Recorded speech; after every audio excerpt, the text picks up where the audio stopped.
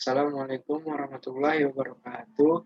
Saya Arya Kusminanda Saputra dari Fakultas Farmasi dan Sains UHMK Prodi Farmasi.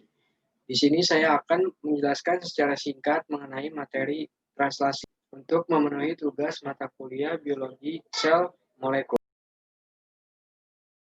Translasi merupakan proses penerjemahan mRNA untuk dibuat menjadi protein.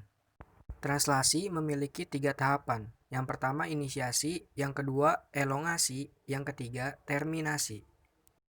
Pada translasi, adenin pada mRNA berpasangan dengan urasil pada tRNA. Urasil pada mRNA berpasangan dengan adenin pada tRNA. Guanin pada mRNA berpasangan dengan sitosin pada tRNA. Sitosin pada mRNA berpasangan dengan guanin pada tRNA.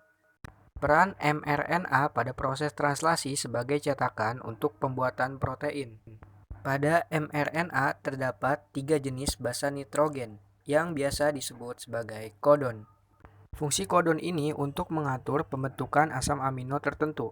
Kurang lebih terdapat 64 kodon dalam sintetis protein. Tahap inisiasi terjadi saat terikatnya ribosom subunit kecil pada mRNA. Yang nantinya, ribosom subunit kecil ini akan bergerak dari arah 5 ke arah 3. Ketika sudah menemukan kodon AUG, RNA yang membawa asam amino metonin dan antikodon UAC akan merekat pada mRNA.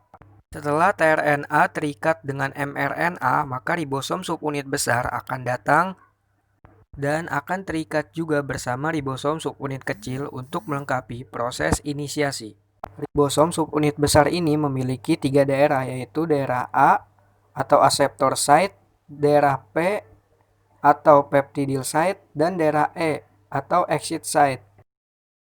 Pada saat terjadinya proses elongasi, asam amino lain akan dibawa pada rantai mRNA oleh RNA transfer dengan membawa antikodon. Lalu asam amino yang baru akan memasuki daerah A, yang kemudian akan membentuk ikatan peptida di antara kedua asam amino, yaitu di daerah P. Saat itu, ribosom akan berpindah ke tripet kodon lain yang ada di mRNA.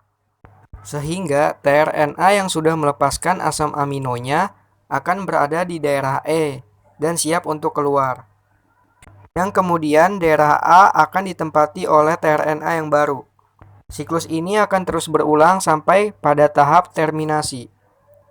Terminasi terjadi pada saat stop kodon berada di daerah A,